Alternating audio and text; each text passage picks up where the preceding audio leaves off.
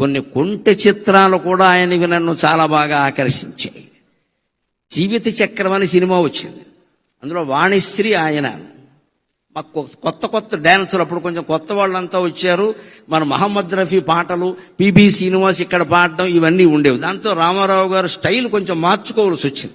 ఎక్కడికక్కడ ఆయన మార్చుకునేవాడు కాబట్టే నిలబడ్డాడు రంగంలో. ఊరికి అదే పట్టుకుని వేలాడితే ఉండడు ఎవడో ఇక్కడ. అది నేర్చుకోవాలి నిజంగానే. ఆ జీవిత చక్రం సినిమాలో వాణిశ్రీతో కలిసి ఆయన డ్యాన్స్ చేస్తారంటే మామూలు పాట కాదు అది.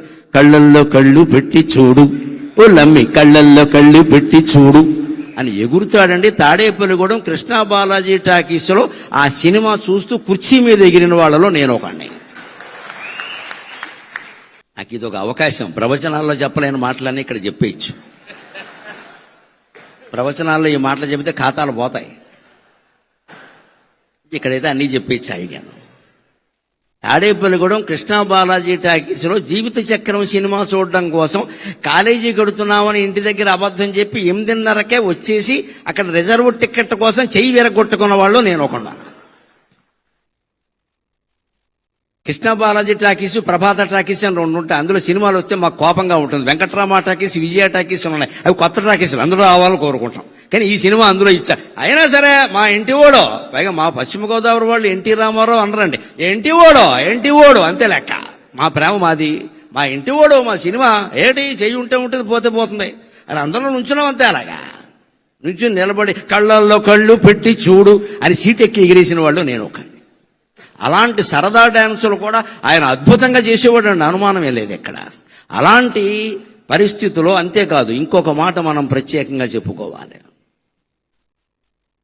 నేను ఒక 15 ఏళ్ల క్రితం అక్కినేని నాగేశ్వరరావు గారి అశీతి మహోత్సవంలో పాల్గొన్న 80 ఏళ్ల పండుగ. అప్పుడు గుమ్మడి గారు ఉన్నారు. సరే, అక్కినేని, నాగార్జున వీరందరూ కుటుంబ సభ్యులు అందరూ వచ్చారు.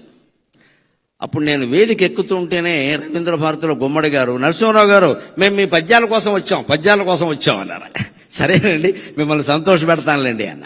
నేను వేదిక ఎక్కాక నాగేశ్వరరావు గారు ఉండగా నేను ఈ సభకి రావడానికి కారణం ఏమిటంటే నాగేశ్వరరావు గారికి క్షమాపణ చెబుదామని వచ్చాను నేను అన్నాను. ఆయన కూడా ఆశ్చర్యపోయి చూశాడు. ఏం నాకు చెప్పే క్షమాపణ అంటే, మేము మా రామారావు గారి మీద ప్రేమతో మీ పోస్టర్ల మీద పేడ వేసామండి, అందుకని చెప్పడానికి వచ్చాను.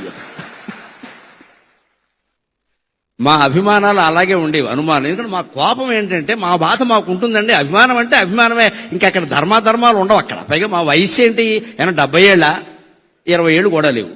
మేము మా రామారావు గారు కృష్ణుడు వేశాడు. శ్రీకృష్ణ విజయం అని సినిమా ఎంఎస్ రెడ్డి గారు తీశాడు, కౌముది ఆర్ట్ పిక్చర్స్.